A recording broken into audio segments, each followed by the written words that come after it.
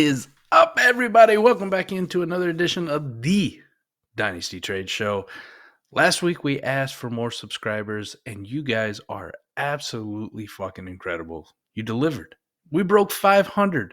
That is something to be celebrated. We only started doing YouTube content in May, already over 500. Thank you so much. But let's not stop here, man. I really, really want to do something special when we hit 1,000. So let's try to get there. If you're not subscribed, hit the button. And of course, like and comment away about the trades. It helps us out so much. But without further ado, Adam, looking beautiful as always, man. It's always good to see you. You ready to do some Dynasty trades, buddy? Always ready to do the Dynasty trades, man. Let's get into it. What do you think? Well, without further ado, man, we got so much to talk about. There's so much going on. Kenneth Walker's back in the building. Yes, See if we get any Kenny Walker trades this week. Maybe we will, excited. Maybe we won't, man. I pulled a bunch. We got 9-pack here, but let's let's see what we got here. Let's talk about you first. Oh, I'm on here again. Oh yeah, I'm on here again. All right. Oh yeah, this is a rebuilding rebuilding special with me and one of our patrons, Bert Liebert. Yeah, more on the contending side, definitely in this league. So James Cook, a couple seconds. I think both of those seconds are probably going to be on the later side. If I remember right, I think Lindy's actually one of them on there. The 23 is competing or maybe making a push to compete. 24, it's so far out. It's best ball, man. There's a lot of things that could happen. A lot of things could happen to Bert's team between now and then. So yeah, getting James Cook, I still believe in James Cook. At least I had something to celebrate, right? It may have been a blowout, but he got a touchdown last week, right? Long run. Yeah, he did. Yep. I could celebrate that. He did something. Yep. Khalil Shakir, I don't know. Is it really anything, man, other than me just selling off some pieces that are almost impossible to sell and getting a couple seconds?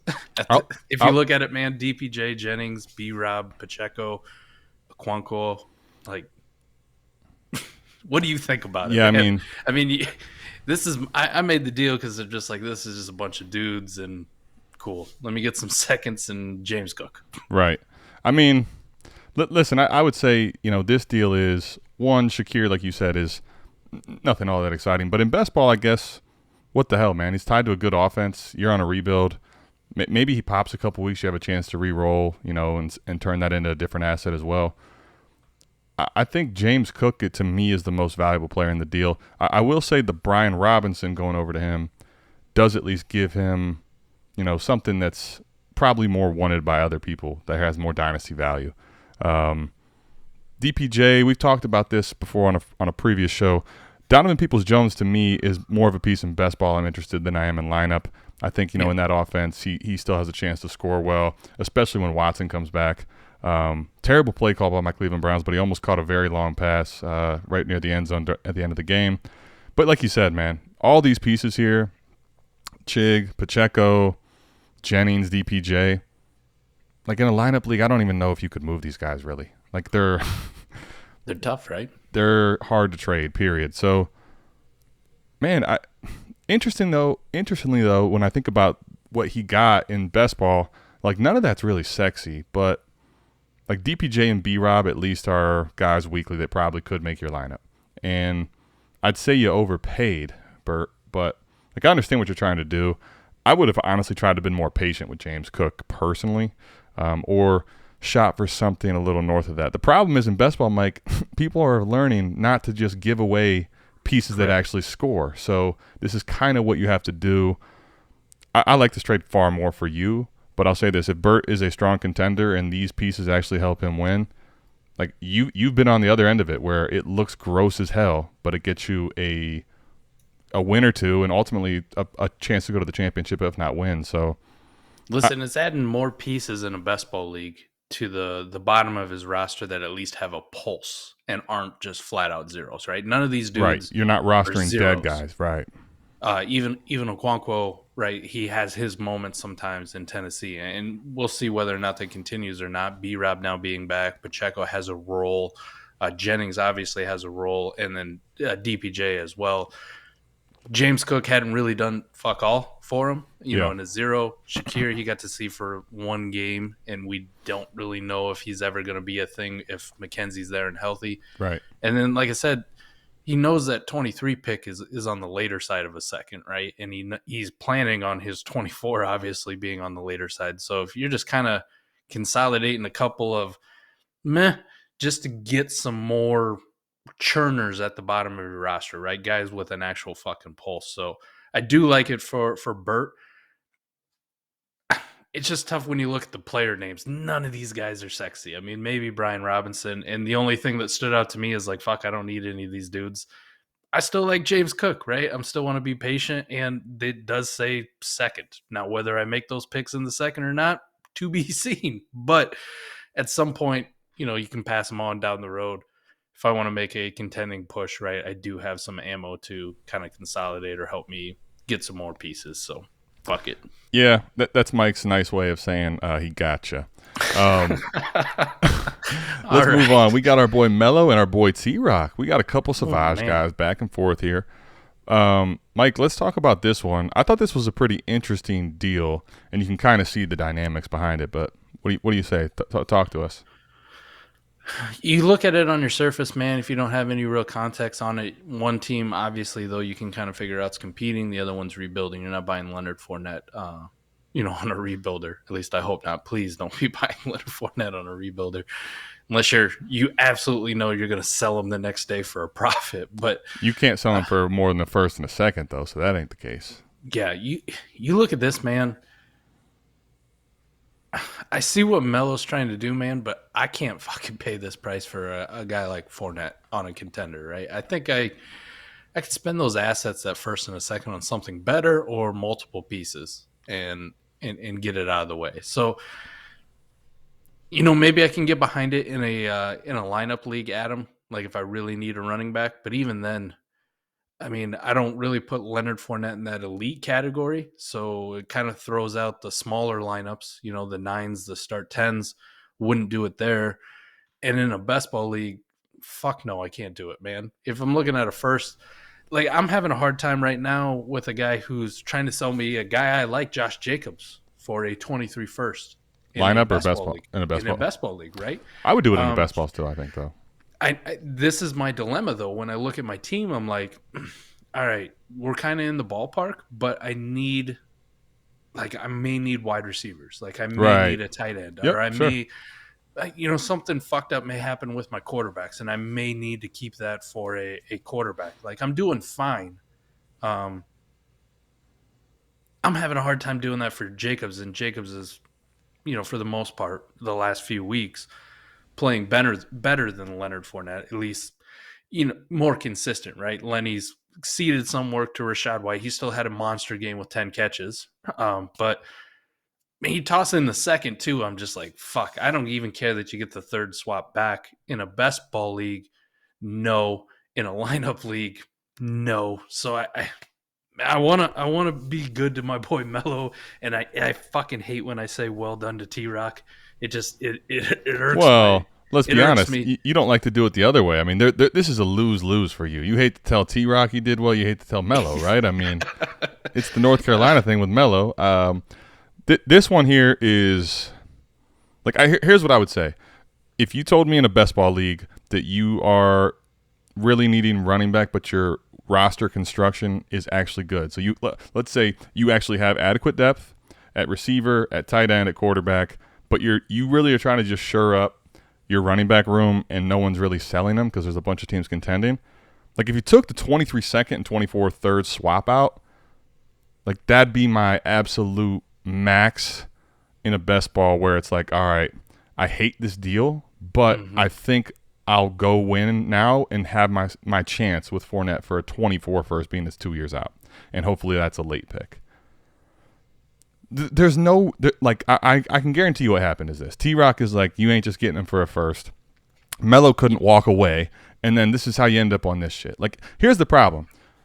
You cannot at the same time in best ball put two really good assets like this on the table for just Leonard Fournette in a third. Even then you can't do it.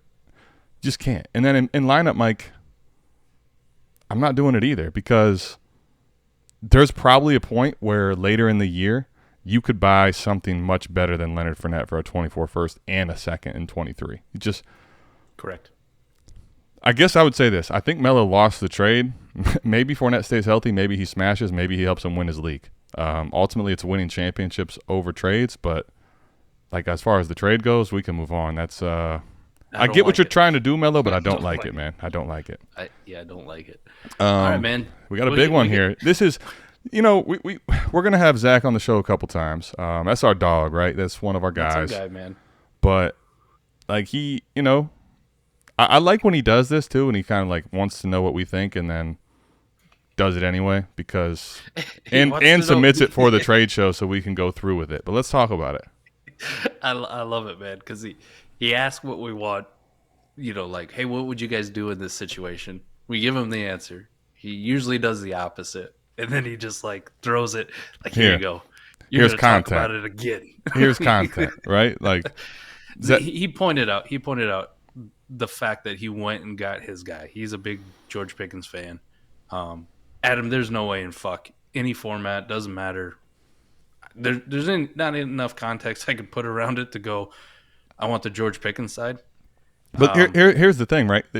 You because it's a wide receiver and a wide receiver in the same class that are both very talented, you add a second, and it's that's not the way you and I dynasty. Now, correct. Listen, wide receivers are proving young ones can ball out and can matter and can be league type winners, right? And Pickens, could he be that with Pickett? I mean, he's starting to lock into him, so I'm not going to say it's not out there, but yeah, from a value standpoint, right?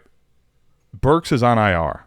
Like I would imagine, to me, like I guess the only thing I could say that where I wouldn't do this still, but where I can see it is if you're needing points from Burks and he's on IR for 3 weeks, and you're saying like if he doesn't play 3 weeks, I'm starting kind of some shitty receivers, and I need that to make sure I'm getting to the playoffs, because here's what's happening this week, Mike. We're coming up on bye weeks, right? Yes. So for the next weeks when he's on IR, like this is definitely an overpay. I wouldn't do it, but I guess that would be the only context I can think of in my mind rationally to say, God, I hate this, but this is why you did it. And I'm not saying I would do it. I'm just saying why I could understand it. Now, to your point, he said, though, that wasn't even it. He said, I just believe in Pickens. I'm going to get my guy. Well, fuck, man. Here's my point. I know for damn sure Pickens didn't go ahead of him in the rookie draft. How did you not do it then? Yeah. Yeah, true. Or, all the time that we had with Treylon, especially, he had the asthma thing, but then he started to come back and he started looking good in the preseason. Why didn't you do it then, too? Like, you had plenty of time to do it. It just kind of felt like a panic move to me. I get it. If you like George Pickens, you like George Pickens. Man, when I'm looking at stuff like this, it doesn't matter if it's Zach's trade, anybody's trade, or even my own, like in that situation. If I got guys that I think are in the same tier, there's no way in fuck I'm adding anything to swap them. And generally, most of the time, I'm not just flat out swapping them. There's a reason they're in the same tier for me. So, like I'd be on the other side. Whether I like GP or whether I like Burks, to me, I value them within the same kind of tier, young wide receivers coming up. Neither one of them are going to be integral pieces that I'm starting on a championship roster, right? I'm not relying on them. Not today. Maybe down the stretch in the regular season, in the playoffs. Correct. But not today. You shouldn't be.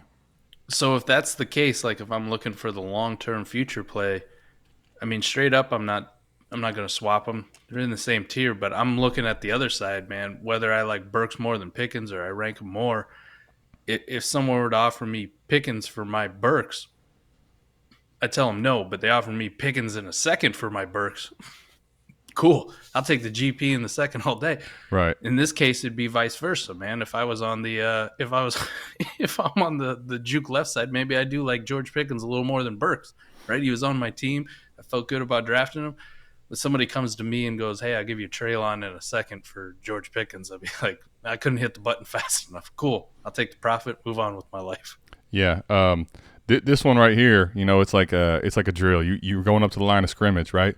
You got to pick juke left, juke right. And Zach juke right and got that ass crushed because you're supposed to juke left. So we're going to get up out of here on that one. Zach, we love you, dog. Still love you, Zach.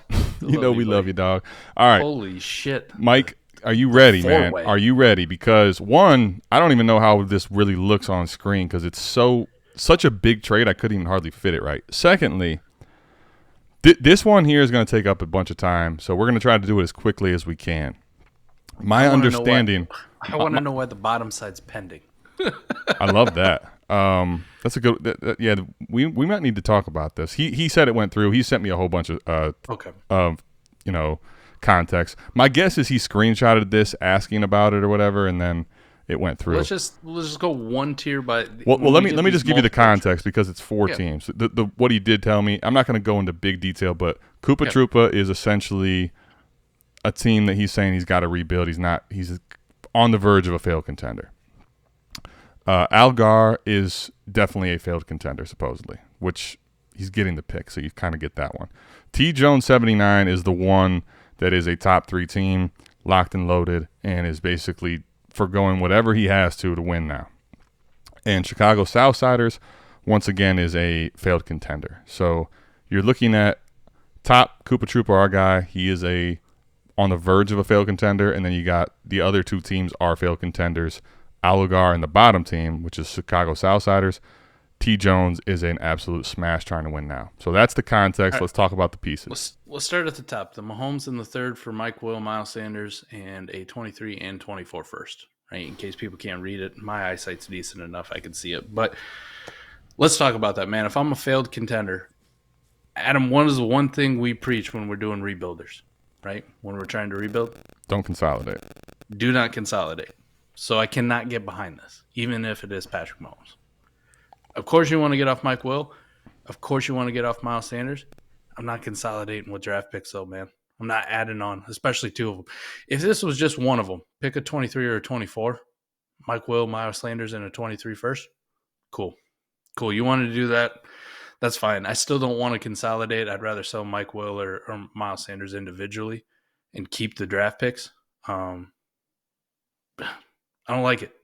I don't like it. Sorry to dunk on Koopa right out of the gate, but I don't want to consolidate, even for Patrick Mahomes, man. Can't do it. I want to rebuild. That's not the way I like to rebuild. Right? Okay. I want to be risk averse.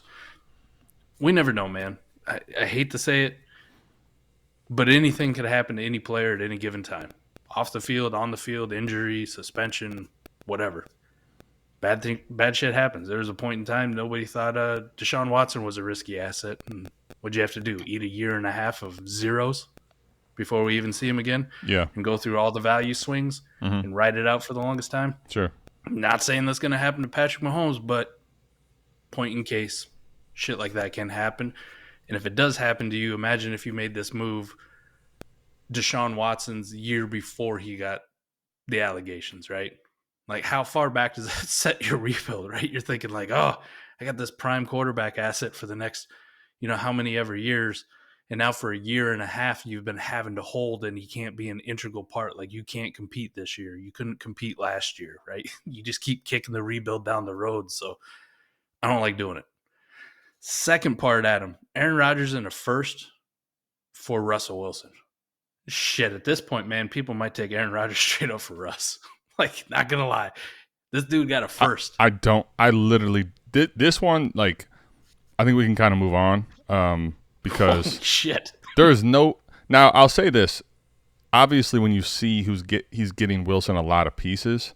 So it's one of those where, like, Halligar just happened to get a bunch of the value that made sense because it's not like it was just for this manager, Russell Wilson, for Aaron Rodgers in the first. But, like, if you're Alligar, I mean, holy hell.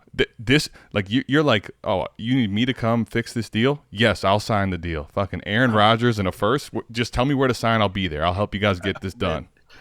All right, the next guy got Russ, Adams, Mike Will, Ekeler, and Sanders. He sent away Mahomes, Jacobs, a first and a third.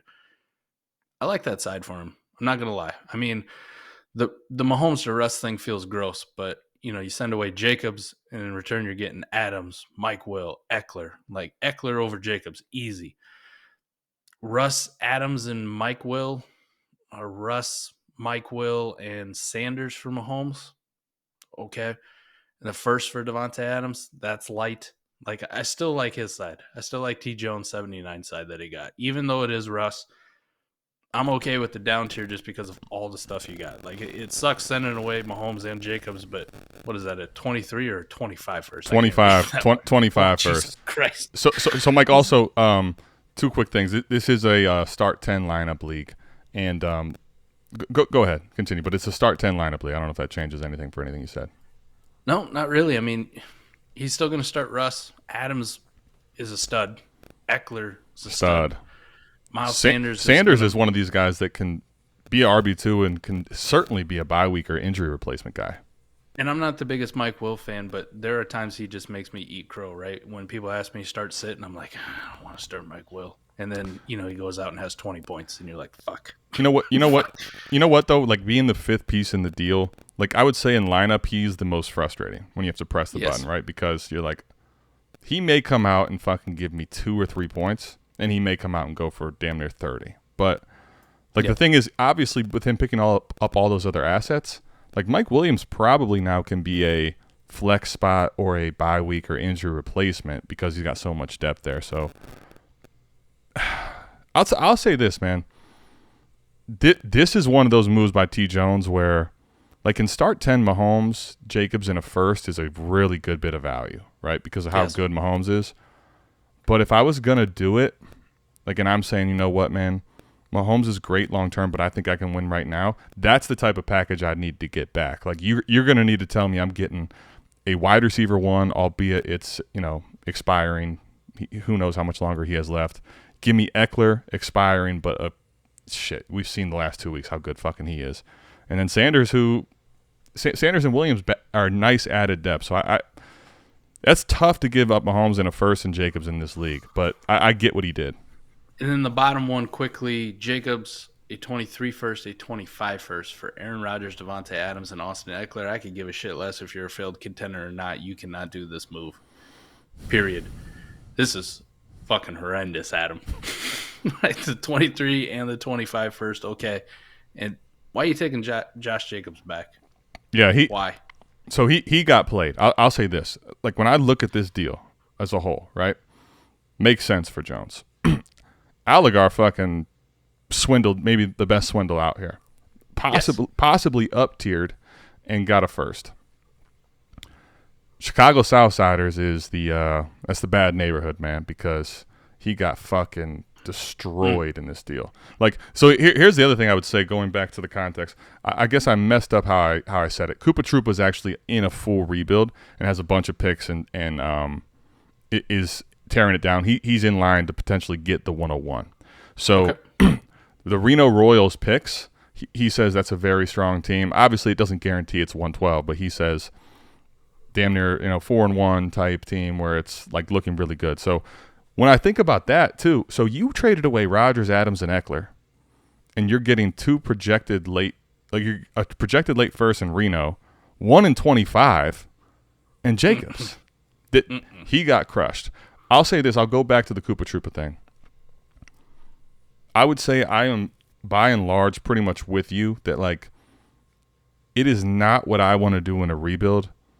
It's antithetical to my philosophy as a whole to consolidate, because ultimately I'm looking to just multiply into as many really good assets or dartboard assets, like, seconds, firsts, even thirds, and just take all my shots. And then as I'm ready to come out of the rebuild, I'll figure out how to make the pieces work on my roster and consolidate and move forward. But the thing I'll say with this, Mike, in the start 10, this is where, like, if he has enough of the pieces to go with his team, like if he's done the rebuilding correctly, and he actually has, see, that's what I don't have here for context.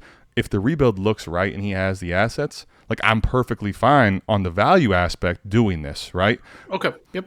And I guess I that's where I needed to go back and think about it and make sure I read it right, and that's where I was wrong. He was actually a full rebuilder. So if you're a full rebuilder that's done it right, I can get on board.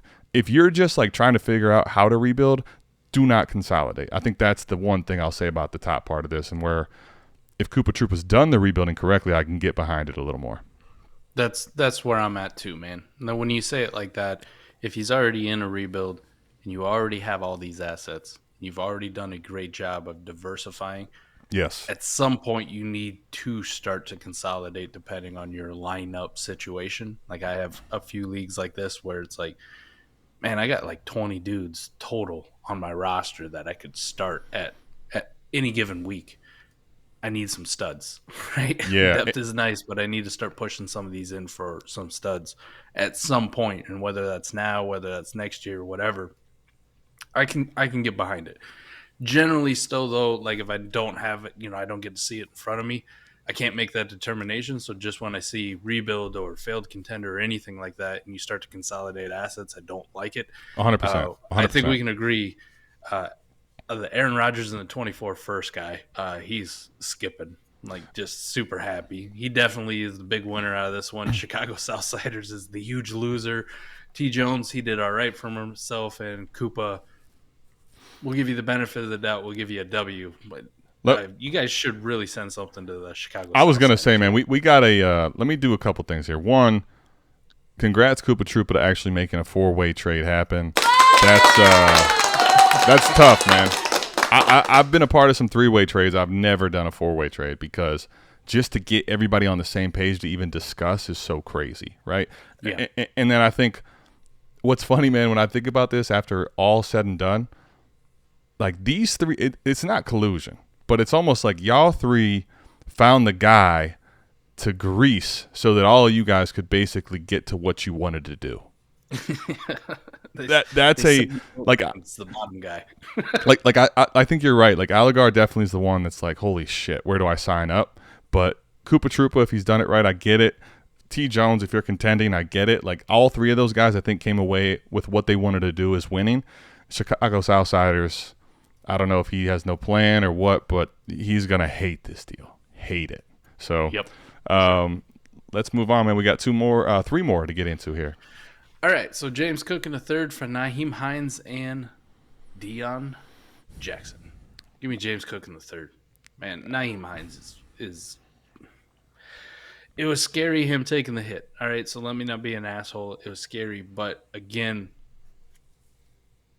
this is a problem with having Nyheim Hines anything outside of best ball, right?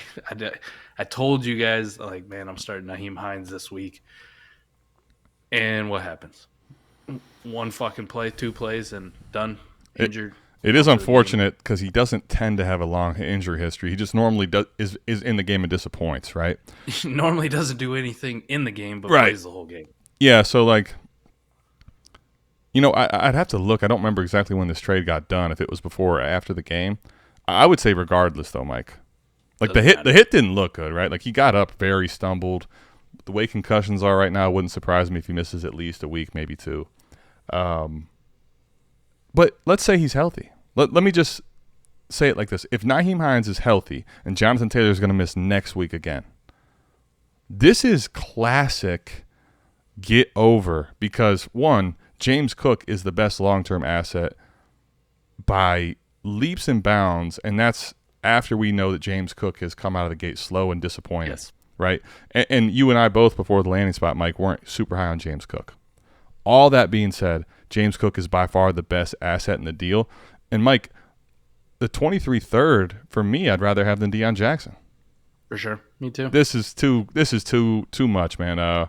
Dr. B. Harris, way to go, man. That was easy for you. All right. Our boy Corey Schumer, man. Waddle in a first for DJ Moore and AJ Dillon. All right, so DJ Moore or Jaylen Waddle? Waddle. I'll ask you. Okay, a 23 first or AJ Dillon? Come on. Okay. 23 first. Right. I mean, this is the easiest way to break it down. Like, yeah. We don't have to do crosses. We don't need an abacus. And it was all sitting nice and pretty. Like they were lined up. We didn't even have to cross it, Right over there. Now, I love it. I'm trying to figure out how to argue for the other side, and I literally can't because when I was just going to say if it was best ball, give me the 2 guys playing, but no, why the fuck would you take DJ Moore for Jaylen Waddle in best ball? That's too much of a loss to take on A.J. Dillon, who's not giving you any – so far, A.J. Dillon has not given you hardly any consistent weeks, and I think he's maybe given you one spike week or maybe not even any. So, like, just you're not winning with him in best ball. He's not a difference maker at the moment. DJ Moore – talented as hell. I feel horrible because Like, this man is such a good talent. Someone I've liked so much in Dynasty. Once the wide receiver one in Dynasty. Still young in the realm of receivers that score points, but cannot get a quarterback to save his life. And this is the worst start, I think, of his entire career since his rookie season when he wasn't playing. So A.J. Dillon's given you 1 week of consistency? One consistent week and no spike weeks, right? Nope. 9, 35, 47, 33, and 60. Bro. Corey, I'm gonna just we're gonna walk off on that, man. Way to go! I did see a tweet with AJ Dillon's picture that said backup running back drafter surprised that backup running back is still backup. Like, I thought that kind of summarized everything. You know, like we had a lot of AJ Dillon hype coming in, and you know, like you like the talent, right? It's nice, but you still look at it and you go, "Fuck it, Aaron Jones is still there, and he's really good at football." I'm the more I look at this. So here's my thing, Mike. Jaylen Waddle, like even if you told me, if you're rebuilding, would you take a 23 first or DJ Moore? If I was rebuilding, would I take a 23 first or DJ Moore?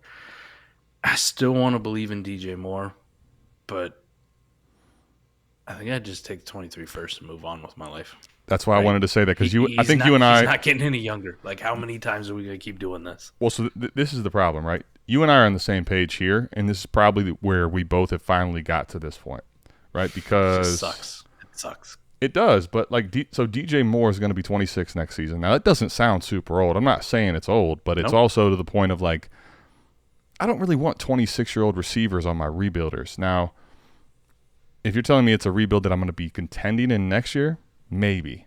But outside of that, like, I'll take the 23 first, because DJ Moore also next year is either going to have a bad quarterback, a rookie quarterback. It's not likely they get a great quarterback in Carolina next year. So give me the 23 first, and then so in my opinion, you might be getting the two best assets in the deal on the rebuild side. Like, smash for Corey, man. Killed it, man. All right, we got a couple more, actually, man. I got a whole bunch. So let's do it till we can't, you know. All right, Javonte, Dubs in a second, or Austin Ekeler. The way I look at this, man, is go ahead. Javonte, like I said, we just put a random first on him in the second. Dubs, I don't know, dude. I ain't the biggest Dubs thing. Austin Ekeler's still fucking really good at football, and he's reminded people of that the last couple of weeks. Can you say you're contending? Jesus, this is like the best I could hope for. Well, I was going to say Javonte in a second. I lose Javonte and go, fuck. What am I going to do with myself? Like, I'm screwed. And somebody's like, give me your late second and Romeo Dubs, and I'll take Javonte off your hands. And I'm not going to give you a trash running back or somebody who's not going to have any value going forward. You know, like I'll give you a Josh Jacobs or something like that. They're like, nah, I got you, guy. You take my Austin Ekeler. You take a guy who's probably going to finish top 3-4 running backs on the season and have multiple 20, 25-point games. Yeah, thank you very much. Is it fair to say Romeo Dubs is a second-round value? No. Okay. Late maybe. That's what I was going to say. I think he's probably like maybe. If you're going to get someone to trade him to you for a pick, it's probably a projected late second. No one's moving him for a third anymore. I don't think so. Yeah. So let's say we use a late second on that value-wise, right? Now, Redwoods is going to get Austin Ekeler to help basically plug in a very good points per game score for his Javonte's gone. Exactly. Now, fuck. The way I also look at this then is, like, don't get me wrong, 23 seconds are very valuable. Yes. I want all those picks. Even the late ones, Mike, I want them for the reasonable, cost of acquisition. But if I said that this is Javonte in 2 seconds for Ekeler, obviously Romeo Dubs, the problem is he's not currency second, right? But he's a value like that. And you probably could re-roll him to the team at the right time that needs a wide receiver. Like, I really get it from that perspective, too, for Dr. Smarty Pants. Because if you're actually rebuilding, you do want to move Ekeler. Now, league dynamics may not get you to get anything better than this, so it's not the worst thing in the world for him. But I think more often than not, when I'm thinking about trades right now here in October, and I look at Edwards, our boy Ryan Edwards, shout out, just joined Savage today. When I look at that and say, man, this seems like a bailout. Like, you basically have a team that really has an issue probably at running back, and you happen to find the right guy that said, you know what, like, I'm going to bail you out here because I need to get rid of Ekeler so bad. So Dr. Smarty Pants, when Javonte comes back, I think we'll like the assets that he got here. But Ryan Edwards, man, good shit for you. You got bailed out here. Well done. I think we can kind of end at that, right? Yeah, good job. Holy shit balls. Yeah, so we got one more big one here. These are our boys, right? Our Expo boys. This is their home league, so we got to go one quarterback, rethink a little bit of mindset here, Mike. So here's what we have. We have Theo Miller, who's grabbing both these guys thought they were contenders. Everybody in this league thinks they're contenders, right? Apparently this league's dynamics is insane. So Theo's team was really good, but had all the bad breaks. So he's rebuilding because he's 0-4. He's like, I gotta rebuild. Our guy, Mikey, he is the guy receiving the other side, and he's not started off as well as he'd like, but he's still in the position to go win. So when you think about that as the context, Mike, so one quarterback again, right? So you're looking at acquiring Keenan Allen, Deebo Samuel, CeeDee Lamb, Najee Harris, and a third. You're sending away David Njoku, Javonte Williams, Garrett Wilson, and what projects to be the 101 and the 201. Oh, okay. Good context around those draft picks, right? Makes a little bit more sense. I wanted to make sure I ran through that before we crushed Theo because, now don't get me wrong, it's still a very good trade for Mikey. But, if you just look at that and say 23 first and 23 second random ones and one quarterback, holy fuck, right? So the 101 and the 101 and the 201 and one quarterback makes a big difference. All right, man. So out of this, would you say right now, Najee or the 101? Najee or Bijan? If you had to make that case right now. I think Bijan. Okay. All right. And I'll tell you why. I don't know if it's the foot injury or what, but Najee doesn't look explosive right now, man. So for me, then, the 101 becomes the most valuable piece in this deal. Right? I would say probably. I would say based on the current. What else are you going to make the case for? It's the current. CD? Yeah, the current market might make the case for CD, but I would still take the 101. If I'm just kind of thinking ahead, yeah, it's going to be close though. It'll be close. All right, so do you want to just take the 101 and CD? We can just cross those off. I was going to say we could cross those. Boom, boom, done. Right. All right, Najee or Javonte and the 201. Now, this is one QB, so it's the shittier version. You know what I mean? You know what I'll say? I think that's fair. Even in a one QB shitter. Just because Najee actually right now, I'd rather have him on the contender, obviously, but he's not giving me enough weeks to say I still like Najee, but man, the thing with Najee is he's a young guy that you're projecting out far, but not as far because of the workload. And right now he's not getting the job done, so it's he's not as valuable in Dynasty to me as he once was, and because of not smashing this year, and then not being an older running back that has a bunch of wear and tear. I don't know how much longer he has. I'm not saying I don't want him. I'm just saying he's arrow down from the startups this year.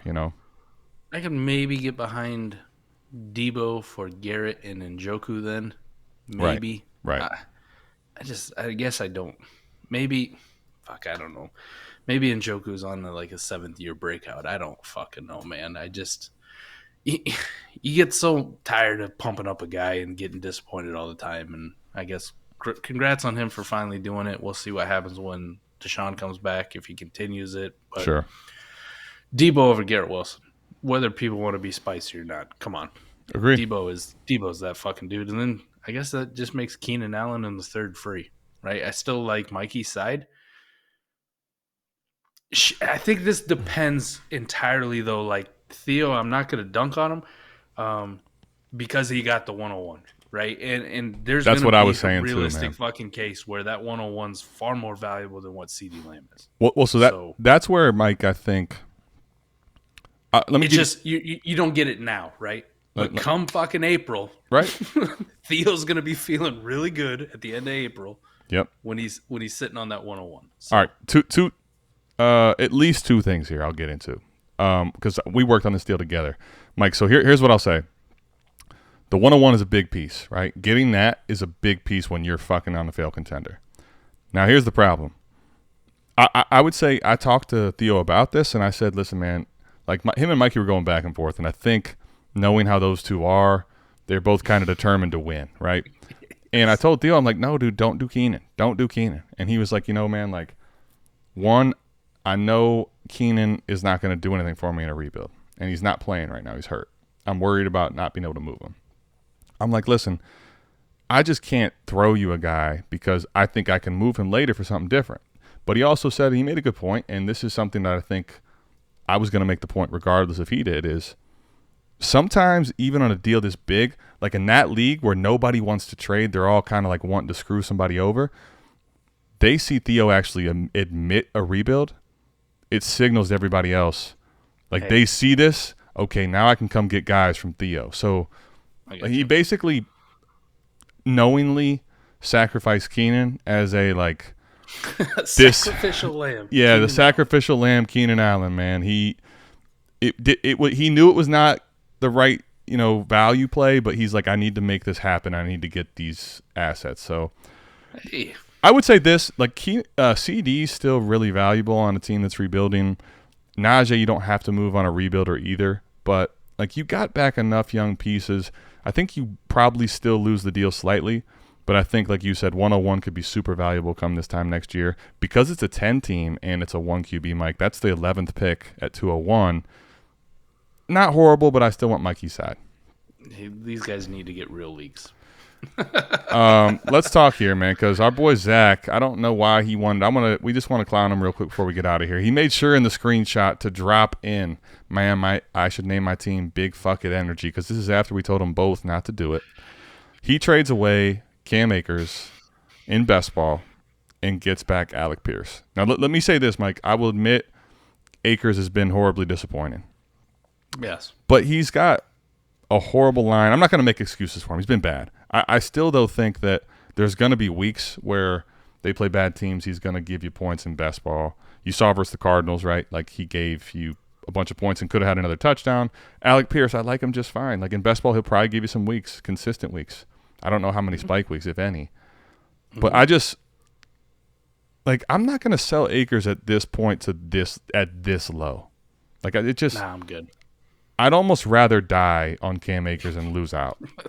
Period. Rather him become a 0 on my team than just a flip for this. That's my quick summary without being – like, that's not even me being a biased Akers guy. That's just the reality of what I would view this trade as a regular person. This is why when we talked earlier about having Zach on multiple times where he asked advice, he's like, fuck you guys, I'm going to do it anyways, or I'm going to do the opposite.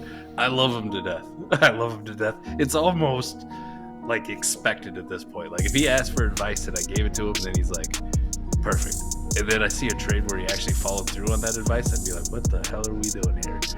We're in bizarro world. Yeah, I think ever since the whole Khalil Herbert week, it was like the furthest thing from conviction to say, I'm just gonna fade these guys. I'm just gonna shout out them. to him too, because in the Start Sit channel he asked whether he should start this guy or this guy. And Khalil Herbert was one of them this week, and I said Khalil Herbert, and David Montgomery came back and made Khalil Herbert look like nothing. So when I finally started to believe in Khalil Herbert, he should have gone the opposite there too. Can't start Khalil Herbert anymore when Mike says so. Well. Zach, you knew you were going to get clowned for your trades before this aired, so there it was, buddy. Thanks for giving us the content. Thanks, everybody, for tuning back in to another episode of the 4D Chess Dynasty Trade Show. We've been at it for a while. We're going to continue at it, and make sure, like Mike said, do us a favor. If you're watching this show, if you like this show, if you like our content, if you think we suck, you can continue to watch it. Do us a favor, hit the subscribe button. Helps us out so much. We'd love to get your feedback on the trades and our reviews of the trades too. Hit the like, leave us a comment. That's going to do it for us. We're out of here. We'll see you back here, same time, same place next week. Peace.